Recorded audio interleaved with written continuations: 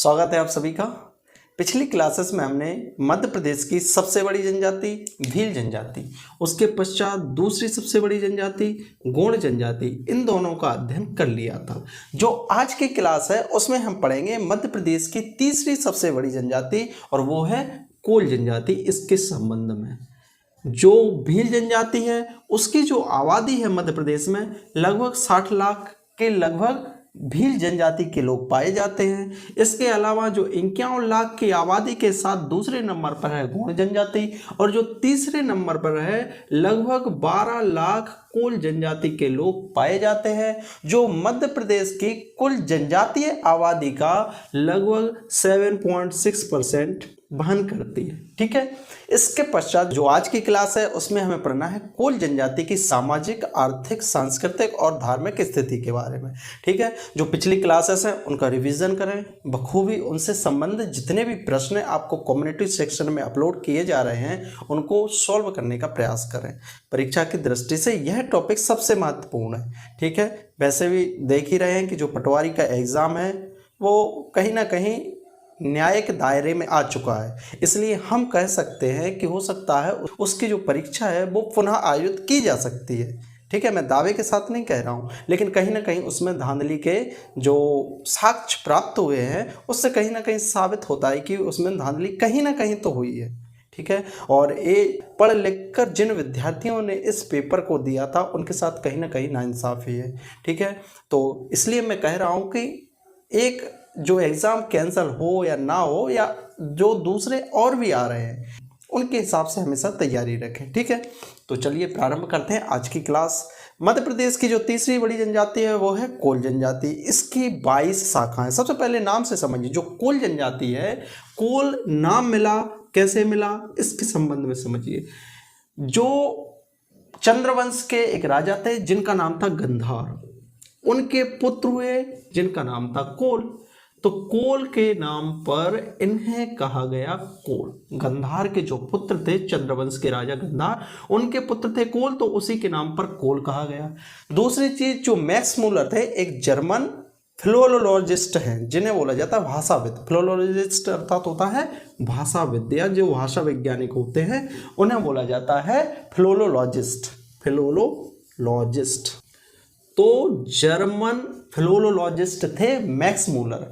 उन्होंने इस जनजाति को कोलेरियन या कोल जनजाति कहा। इसलिए हम कहेंगे कि जो कोल है वो ऑस्ट्रिक परिवार से संबंध रखती है, मैंने बताया भी था, या उसी को बोला जाता था कोलेरियन परिवार। ठीक है, तो यह किस परिवार से, जनजातीय परिवार से बिलोंग करती है?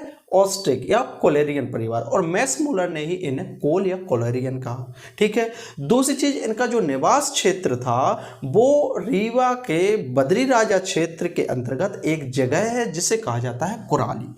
कुराली को ये अपना निवास स्थान मानते हैं और कुराली के नाम पर ही इन्हें कोल कहा गया। ठीक है, तो ये हो गया इनके नाम के पीछे जो इतिहास है उसके बारे में। ठीक है, तो देखते हैं कि यह मध्य प्रदेश की सबसे बड़ी जनजाति है, तीसरी सबसे बड़ी जनजाति, जिसकी 22 उप शाखाएं हैं। जैसे गोंड जनजातियों की 30 शाखाएं थी, उसी तरह से मध्य प्रदेश की जो कोल जनजाति है उसकी 22 उपशाखाएं हैं। यह ऑस्ट्रिक परिवार से संबंधित है, ऑस्ट्रिक या कोलेरियन परिवार, और यह मुंडारी वर्ग की जनजाति है। जैसे हो, भूमिज, ओरांव, ये जो जनजाति हैं ये भी किस वर्ग की जनजाति हैं? मुंडारी वर्ग की। तो जो कोल जनजाति है वो मुंडारी वर्ग की जनजाति है। इसके अलावा हो, भूमिज और ओरांव जनजाति, ओरांव के वाले में भी पढ़ेंगे, तो ओरांव जनजाति एक किससे बिलोंग करती है, किस वर्ग से संबंधित है? मुंडारी वर्ग की जनजाति से संबंधित है। ठीक है, तो ये हो गया कोल जनजाति का परिचय। इसके पश्चात देखेंगे कि ये मध्य प्रदेश में किन क्षेत्रों में निवास करती है। चूंकि मैंने बताया कि इनका जो निवास स्थान था वो कहाँ पर था? रीवा के बद्री राजा क्षेत्र के कुराली को यह अपना मूल स्थान मानते हैं। अर्थात जो विंध्याचल वाला क्षेत्र है, विंध्याचल वाला क्षेत्र समझिए, विंध्याचल वाला क्षेत्र जो बघेलखंड प्रमुख रूप से हम कह सकते हैं इस क्षेत्र में आएगा, तो रीवा, सतना, सीधी, सिंगरौली, शहडोल, उमरिया और जबलपुर, इन वाले क्षेत्रों में, कुछ मात्रा में कटनी में भी, तो इन वाले क्षेत्रों में यह प्रमुख रूप से पाए जाते हैं, या इनका जो निवास क्षेत्र है मध्य प्रदेश में वो कौन कौन से जिलों में है? रीवा, क्योंकि वो तो मूल स्थानीय है, तो रीवा, सतना, सीधी, सिंगरौली, शहडोल, उमरिया और जबलपुर, ये इतने क्षेत्रों में पाए जाते हैं। ठीक है, अब इनकी बात करें उपजातियों की, जिस तरह से अन्य जनजातियों की उपजातियां पाई जाती हैं, जैसे भील की भिलालत, गौंड की नागरची, प्रधान ओझा, कोयला भूतिस, ये उनकी उपजातियां थीं। इसी तरह से कोल जनजाति की जो प्रमुख उपजातियां हैं, रौतिया, ठाकुरिया, कगवारिया, रेवरिया, भड़तिया, कठौतिया, विंज, मड़ना। एक्चुअल में विंज में तो ये निवासी करते हैं, इस कारण से इनकी एक उपजाति है विंज। तो इनकी प्रमुख उपजातियां हैं रौतिया, भड़तिया, कगवारिया, रेवरिया, ठाकुरिया। इसके अलावा रौतले, दसौरा, मवासी, कठौतिया, विंज और मड़ना। इसके बाद चर्चा करते हैं इनके शारीरिक संरचना की, अर्थात इनका फिजिकल अपीयरेंस कैसा होता है। तो नाक इनकी कैसे होगी, क्योंकि ये ऑस्ट्रिक परिवार से बिलोंग करते हैं, तो इनकी जो नाक होगी वो चौड़ी नाक होगी। रंग काला होगा, त्वचा का रंग काला होगा। माथा थोड़ा ऊंचा होगा, अर्थात जो बाल होंगे काफी ऊंचे होंगे, माथा चौड़ा होगा। ठीक है, चेहरा इनका चौड़ा होगा, बड़ा चेहरा होगा, चौड़ा चेहरा होगा। काली भूरी आंखें होंगी, छरहरा और हष्टपुष्ट मध्यम कद या छोटा शरीर होगा। तो जो इनकी शारीरिक अपीयरेंस होगी, फिजिकल अपीयरेंस होगी, तो वो रंग कैसा होगा? काला होगा, नाक चपटी होगी, चौड़ा चेहरा होगा, माथा ऊंचा होगा, काली भूरी आंखें होंगी और मध्यम छरहरा हष्ट पुष्ट शरीर होगा। तो ये इनका हो गया फिजिकल अपीयरेंस। इसके बात करते हैं इनकी धार्मिक स्थिति की, यह किन किन धर्मों को मानते हैं। सबसे पहले समझिए कि जितनी भी जनजातियां हैं वो प्रकृति को काफ़ी पूजती हैं। तो इसमें जो फसलों के लिए आवश्यक देवता हैं, जैसे फसलों के लिए आवश्यक क्या है? सूर्य की धूप। फसलों को पकने के लिए सूर्य की धूप चाहिए, और बड़े होने के लिए क्या चाहिए? उगने के लिए क्या चाहिए? बारिश, अर्थात पानी। तो जो इनके देवता हैं फसलों के संबंध में, वो कौन कौन से हैं? सूर्यदेव। फसल से संबंधित कौन होगा? सूर्यदेव, तो सूर्यदेव का पूजन करेंगे। पानी से संबंधित जो देवता है वो है इंद्रदेव, तो इंद्रदेव का पूजन करते हैं। इसी तरह से जो जल के संग्रहण और बाष्पोत्सर्जन के लिए आवश्यक है वो क्या है? पवन। पवन अर्थात वायु, तो वायुदेव अर्थात पवन देव। हम ये कह सकते हैं कि उनकी फसल के पकने के लिए, फसल के लिए जो आवश्यक देव हैं उनका पूजन करते हैं। तो धार्मिक स्थिति में फसलों की रक्षा हेतु सूर्यदेव, इंद्रदेव और पवन देव का पूजन करते हैं। दूसरी चीज, यह झाड़ फूंक और तांत्रिक क्रियाओं में बिलीव करते हैं, विश्वास रखते हैं। इनकी जो धार्मिक स्थिति है या धार्मिक मान्यता है वो कहीं ना कहीं गौड़ जनजातियों के समान ही है। ठीक है, इसके अलावा नदियों में गंगा और यमुना को पवित्र मानते हैं, इसी कारण से उनकी पूजा भी करते हैं। तो जितने भी जनजातीय लोग हैं वो कहीं ना कहीं प्रकृति के संरक्षक भी रहे और उनके पूजक भी रहे। तो ये प्रमुख रूप से गंगा और यमुना की पूजा करते हैं। ठीक है, इसके पश्चात इनकी देखते हैं हम आर्थिक स्थिति, अर्थात इनकी अर्थव्यवस्था किस पर आधारित होती है, इनका जीवन यापन करने का जो माध्यम है वो क्या है। तो जितने भी जनजातीय लोग हैं वो क्या करते हैं? कृषि और शिकार। तो कृषि, वनोपज संग्रहण, अर्थात वनों में जो उत्पाद होते हैं उनको संग्रहित करना, स्थानांतरित कृषि करना और आखेट करना। इसके अलावा इनसे संबंधित एक जो विशेष बात है अर्थव्यवस्था में, वो है लाख निर्माण का कार्य। अर्थात हम ये कह सकते हैं कि कोल जनजाति लाख निर्माण के कार्य में निपुण होती है। लाख जानते हो आप? लाख एक प्राकृतिक पॉलीमर होता है, नेचुरल पॉलीमर है। तो प्राकृतिक लार होती है, एक कीट होता है जिसे बोला जाता है कैरिना लाका। कैरिना लाका काफी लिख दिया, रुक चाहिए। कैरिना लाका नाम का एक कीट होता है जो कहाँ पर पाया जाता है? पेड़ों पर, स्पेशली बबूल का, पलाश का पेड़, शीशम का पेड़, पीपल का पेड़ या बेरी, इन सब पेड़ पर क्या पाया जाता है? एक कीट जिसका नाम है कैरिना लाका। यह अपनी सुरक्षा के लिए एक लार स्रावित करता है, रिलीज करता है, जिसे बोला जाता है लाख। उसकी कवच होती है वो स्ट्रांगली उस पर बन जाती है कवच के रूप में उसकी सेफ्टी के लिए। तो उसी को फिर खरोंच कर निकाला जाता है, उसे बोला जाता है लाख, जिससे चूड़ियों का निर्माण होता है। और आपने देखा होगा कि बहुत सारे जो खिलौने होते हैं वो भी लाख से ही बनाए जाते हैं। तो चूड़ियों का स्पेशली जो रॉ मटेरियल के रूप में प्रयोग होता है वो क्या होता है, लाख। तो यह जनजाति लाख निर्माण द्वारा भी अपना जीवन यापन करते हैं। ठीक है, लाख निर्माण अर्थात इन कीटों का पालन किया जाता है और इन कीटों के संवर्धन के द्वारा जो लाख प्राप्त होता है उससे चूड़ियों का निर्माण किया जाता है। इसलिए हम देखेंगे कि जो उमरिया जिला है, उमरिया में लाख निर्माण का कार्य सर्वाधिक रूप से होता है मध्य प्रदेश में। तो जो कोल जनजाति है वो उमरिया जिले में भी पाई जाती है। कहाँ कहाँ पाई जाती है, रीवा, सतना, सीधी, सिंगरौली, शहडोल, उमरिया और जबलपुर। तो उमरिया में लाख निर्माण का कार्य मध्य प्रदेश में सर्वाधिक होता है, इसी कारण से होता है। ठीक है, तो ये हो गए इनकी आर्थिक स्थिति के बारे में। तो अब देखेंगे हम उनकी सामाजिक स्थिति के बारे में, उनका रहन सहन और खान पान। ठीक है, यदि बात करें इनके सामाजिक संरचना की, अर्थात हमें कहेंगे कि ये कैसे समाज में रहते हैं, कहाँ पर रहते हैं, इनका खान पान क्या है, रहन सहन क्या है। तो इनका जो समाज होता है वो होता है पितृसत्तात्मक समाज। पितृसत्तात्मक मैंने बताया था कि चाहे भील जनजाति हो चाहे गौड़ जनजाति हो, यहाँ पर जो घर के निर्णय लेंगे वो घर का मुखिया लेता है।